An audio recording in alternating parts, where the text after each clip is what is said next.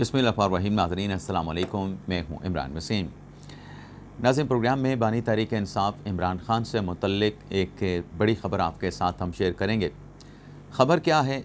ख़बर नाज़रीन ये है कि सहूलतकारों ने लंका ढा दी है। जो सच है वो सच है। अब ये सहूलतकार कौन हैं, क्या लंका ढाई गई है, सारी कहानी क्या है, एक तो इस ख़बर की डिटेल आपके साथ हम शेयर करेंगे। दूसरी ख़बर है हुकूमत से मुतल्लिक, और ख़बर यह है कि हुकूमत अपने फ़ैसले पर डट गई है। ना सिर्फ हुकूमत फ़ैसले पर डट गई है, बल्कि दो बातें हुकूमत की तरफ से तहरीक इंसाफ तक पहुंचाई गई हैं कि अगर ये करना है तो उससे पहले ये दो बातें पाकिस्तान तहरीक इंसाफ ज़हन नशीन कर लें। तो वो हुकूमत का डट जाने का फ़ैसला क्या है, और वो कौन सी दो बातें हैं जो PTI को कन्वे की गई हैं। इस खबर की तफसीलात पर भी आएंगे। कुछ और भी अहम डेवलपमेंट्स हैं, उनकी तफसीलात पर भी आप नाज़रीन के साथ हम बात करेंगे। लेकिन व्लॉग का आगाज़ करने से पहले आपसे दरख्वास्त के चैनल को सब्सक्राइब कर लें, बेल आइकॉन का बटन प्रेस करें। वीडियो पसंद आए तो इसे लाइक और शेयर ज़रूर कीजिएगा। ऐसे सबसे पहले एक मुख्तसर सी अहम डेवलपमेंट है, उसकी डिटेल आपके साथ शेयर कर लें। ऐसे बांग्लादेश के साबिक़ वज़ीर आज़म खालिदा ज़िया, जिनका कल सुबह 6 बजे इंतकाल हुआ था, 80 साल उनकी उम्र थी। रात की ख़बरें ये आ रही थी कि नायब वज़ीर आज़म इसहाक़ डार साहब बांग्लादेश जाएंगे, ढाका जाएंगे और खालिदा ज़िया के जनाजे में शरीक होंगे।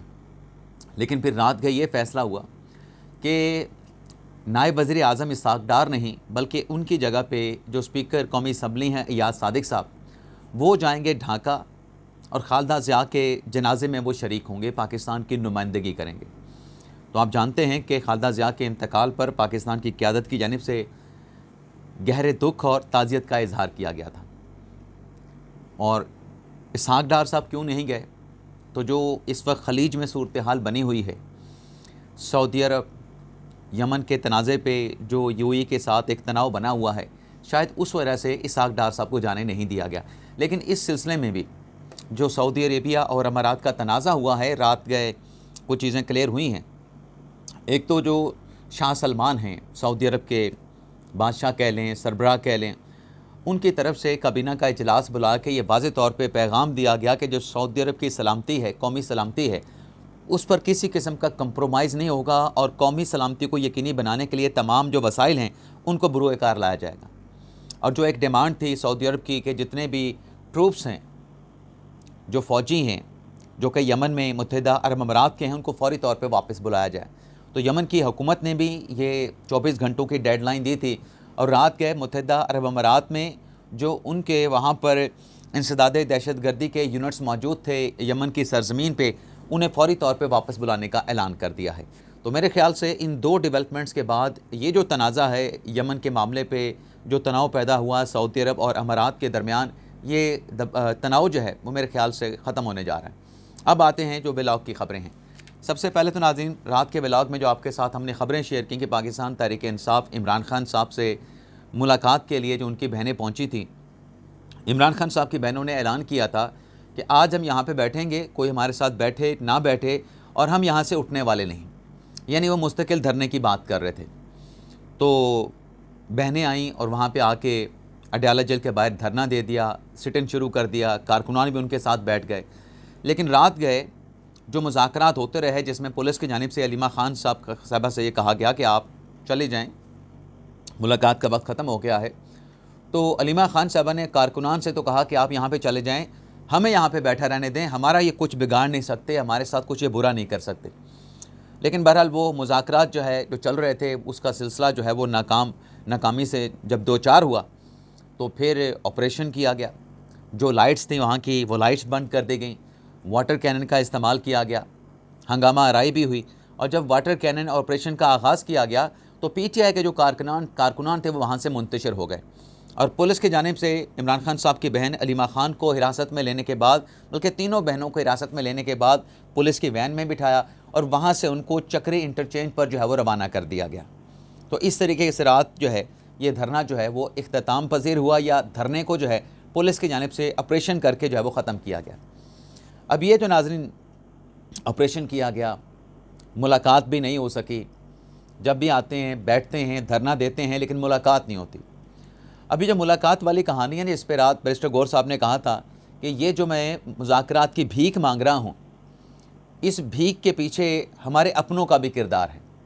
अब वो अपने कौन है, नाम तो उन्होंने किसी का नहीं लिया, लेकिन इसी किस्म के रवैयों की वो बात कर रहे थे कि जब हम इमरान खान से मुलाकात को एक सियासी इवेंट बना देंगे, वहाँ पे धरने देंगे, पैगामात आएंगे, क्योंकि ये पहले भी पाकिस्तान तहरीक इंसाफ के अंदर बात होती रही कि खान साहब का जो पैगाम है वो ठीक है, वो पार्टी के लिए होता है, लेकिन उसको पब्लिक करके उसके ऊपर सियासत या सियासी बयानियाँ बनाना वो हमारे लिए मसाइल का सबब बन सकता है। अल्टीमेटली वही हुआ है।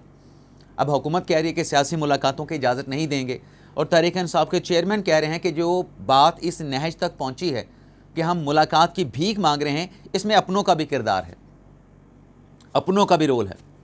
अब पार्टी के सेक्रेटरी जनरल सलमान कमराडे साहब तो इस बात को डाइजेस्ट नहीं करते। वो कहते हैं जी भीख का लफ्ज़ जो है वो दुरुस्त नहीं है, गलत लफ्ज़ है, ये इस्तेमाल नहीं करना चाहिए, हम भीख क्यों मांगे, हमारा राइट है। भाई आपका राइट है, लेकिन दूसरी तरफ कानून भी है, कानून का भी कुछ तकाजा है, आपने कानून को भी फॉलो करना है, उसके बाद फिर आपकी मुलाकात होनी है। हुकूमत तो बार बार कह रही है कि कानून को फॉलो करें, जेल मैनुअल के मुताबिक, और ये जो आप एग्जैजरेट करते हैं, ये जो आप बयानियाँ बनाते हैं, सियासी आप जो है वो नैरेटिव बनाते हैं, ये अगर चलेगा तो फिर मुलाकातें नहीं होंगी। अब आप देखें कि अलीमा खान साहबा, जिनके खिलाफ 26 नवंबर 24 नवंबर का मुकदमा है, जिसमें गवाहों के बयानात कलमबंद हुए, अलीमा खान साहब ने कहा कि मेरे खिलाफ झूठे गवाह जो है वो ला के उनके बयान कलमबंद करवाए गए हैं। हालांकि उस केस के जो शरीक मुल्ज़मान हैं, वो शरीक मुल्ज़मान ऑलरेडी, जब उनसे पूछा गया कि आपके ऊपर ये चार्जशीट है, आप इस चार्जशीट के बारे में क्या कहते हैं, उन्होंने चार्जशीट से डिनाई नहीं किया। उसके बाद फिर इस केस में रह क्या जाता है। अब अलीमा खान साहबा ने वो जो उनको चार्जशीट किया गया, फर्द जुर्म आयद की गई, अलीमा खान ने वो हाई कोर्ट पे चैलेंज कर रखी है। लेकिन देखते हैं इस केस की समाअत नेक्स्ट डेट कब आती है। लेकिन इसमें अलीमा खान साहबा के लिए जो मामलात हैं वो बड़े लगता है कि वो मसाइल का शिकार हो सकती हैं, गिरफ्तारी तक बात जा सकती है, फ़ैसला उनके ख़िलाफ़ आ सकता है।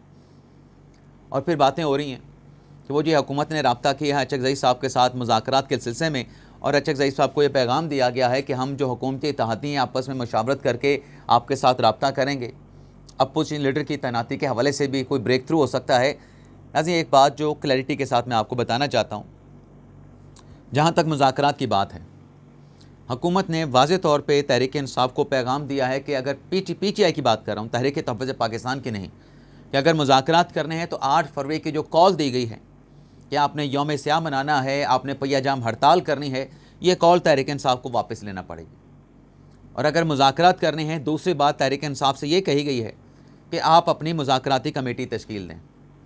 अब तहरीक इंसाफ ने अगर मुज़ाकरात करने हैं या तहरीक तहफ़्फ़ुज़ पाकिस्तान के प्लेटफॉर्म से करने हैं, हमने 3 दिन पहले भी ये बात की थी कि जो अचकज़ई साहब ने कमेटी बनाई है, जिसमें महमूद खान अचकज़ई हैं, जिसमें राजा नासिर अब्बास साहब हैं, जिसमें मुस्तफ़ा नवाज़ खोकर साहब हैं, अब ये जो 3 शख्सियात हैं ये तो इंडिविजुअल हैं, आप इनको पार्टी नहीं कह सकते। अचकज़ई साहब की 1 सीट है कौमी असम्बली में, MWM की कितनी सीटें हैं कौमी असम्बली और सूबाई असम्बलियों में, वो भी आपके सामने हैं। मुस्तफ़ा नवाज़ खोकर साहब की पार्लियामेंट में रुकनीत है नहीं, उनकी तो प्योरली इंडिविजुअल कैपेसिटी है।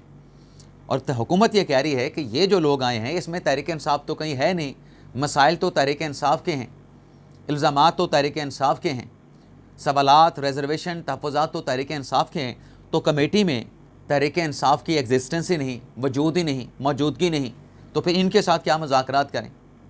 तो हुकूमत वाज़ेह तौर पे कह रही है कि जहाँ मुज़ाकरात करने हैं तो आपको अपनी कॉल वापस लेना पड़ेगी। और दूसरा जो है वो तहरीक इंसाफ की शमूलियत भी ज़रूरी है। बल्कि हुकूमत की तरफ से तो एक और पैगाम भी दिया गया है तारिक फजल चौधरी साहब को कि 12 जनवरी को इजलास है कौमी असम्बली का, तहरीक इंसाफ वाले आएँ, अपने प्रपोज़ल ले आएँ और स्पीकर के चैम्बर में बैठ जाएँ, मुज़ाकरात शुरू हो जाएंगे। लेकिन इसके साथ साथ हुकूमत का एक और मौक़िफ़ भी है।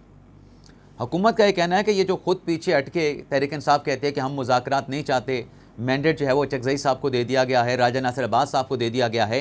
हुकूमत का ये कहना है कि महमूद खान अचकज़ई जो हैं उनके पास भी कोई मैंडेट नहीं। इमरान खान कभी, हुकूमत कहती है कि मुज़ाकरात के लिए राज़ी नहीं होंगे, बल्कि जो हमारे ऊपर इल्ज़ाम है, मतलब हुकूमत के ऊपर जो इल्ज़ाम लगता है कि ये बेअख्तियार हैं, बेबस हैं, इनके पास कोई अख्तियार ही नहीं, ये सिर्फ़ नशिस्तन गुफ्तन बर्खास्तन, इससे ज़्यादा नहीं हो सकता। तो हुकूमत भी यही कह रही है कि अचकज़ई साहब के पास भी मैंडेट नहीं, इमरान खान साहब उनको अख्तियार देंगे ही नहीं फ़ैसला कुन मुज़ाकरात का। तो ये कहानी जब ये चल रही है तो फिर इसका नतीजा क्या निकलेगा नाज़रीन, आप ख़ुद फैसला कर लें। अभी मुज़ाकरात में कोई इतनी जल्दी कोई ब्रेक थ्रू होता वो नज़र नहीं आ रहा, लेकिन ये मुज़ाकरात होने चाहिए, सदके दिल के साथ होने चाहिए, अच्छी नीयतों के साथ होने चाहिए। अब पिछली मरतबा जब हुकूमत और तहरीक इंसाफ बैठे थे, चीज़ें शायद बेहतरी की तरफ चली जाती, लेकिन वो चीज़ें बेहतरी की तरफ क्या जानी थी, तहरीक इंसाफ ने उससे पहले ही बायकॉट कर दिया इंतखाब अपना मुज़ाकरात के प्रोसेस का। अब आप देखें ना कि एक तरफ मुज़ाकरात की बात है, दूसरी तरफ जो है वो मुज़ाहमत को भी लेके चल रहे हैं, और जो अपने सुहेल अफरीदी साहब हैं उन्हें इमरान खान साहब ने स्ट्रीट मूवमेंट का टास्क दे रखा है। अब पार्टी के चेयरमैन कहते हैं कि वो लाहौर में मुशावरत के लिए नहीं आए थे, इमरान खान ने ज़िम्मेदारी दी है, वो स्ट्रीट मूवमेंट की ज़िम्मेदारी को लेकर सुहेल अफरीदी साहब चल रहे हैं। लेकिन अब लाहौर में जो हुआ उस पर जो स्पीकर पंजाब असम्बली है मलिक अहमद ख़ान साहब, वो इस मामले को स्पेयर करने के लिए तैयार नहीं, कि जो फहरिस्तें दी गई थी उन फहरिस्तों के अगेंस्ट लोग जो है वो दाखिल हुए, सज़ा याफ्ता लोग जो है वो असम्बली के अहाते में दाखिल हुए, धक्कम पील की गई। तो उस पर अब स्पीकर खैबर पख्तूनख्वा असम्बली बाबर सलीम समाती साहब ने एक लेटर लिखा है पंजाब असम्बली के स्पीकर जनाब मलिक अहमद ख़ान साहब को, जिसमें बाबर सलीम समाती साहब का ये कहना है कि जो डेलीगेशन पंजाब असम्बली पहुंचा था सुहेल अफरीदी साहब का, उस डेलीगेशन को पंजाब असम्बली में दाखिल होने के लिए बार बार रोका गया। बाबर सलीम समाती साहब के ख़त में कहा गया है कि वहाँ पर धक्कम पील हुई, वहाँ पर जो डेलीगेशन किया सुहेल अफरीदी साहब के साथ और बाकी काबीना के अरकान के साथ उन्हें हरासा किया गया, उन्हें ज़लील किया गया, यानी उनको तज़लील की गई, जलालत उनकी की गई। और बाबर सलीम समाती साहब कहते हैं कि ये जो वाक़या है ये पार्लिमानी रवायात के बरखिलाफ़ है, पार्लिमानी रवायात के बरक्स है। और जो एक सहाफ़ी वहाँ पे थे उससे मुतल्लिक़ भी ख़त में ज़िक्र किया गया, जो सवालात पूछे गए सुहेल अफरीदी साहब से, कि जो सहाफ़ी वहाँ पे मौजूद थे जो अफरीदी साहब से सवालात कर रहे थे, उन सहाफ़ियों का जो रवैया था वो भी गैर पेशा वराना था, पेशा वराना रवैया नहीं था। अब इस मामले पे जो सहाफ़ियों से मुतल्लिक़ उन्होंने बात की है, लाहौर का जो प्रेस क्लब है उन्होंने भी स्टांस ले रखा है कि ये गलत बयानी कर रहे हैं। वो तमाम के तमाम सहाफ़ी थे, लाहौर के प्रेस क्लब की जो मुंतख़ब बॉडी है उसका हिस्सा थे, उसकी कौंसल का हिस्सा थे। तो ये नाज़रीन हमारा ब्लॉग अब से इजाज़त चाहते हैं। अल्लाह ताला हम सब का हामी नासर हो, अपनी दुआ में याद रखिएगा। अल्लाह हाफ़िज़।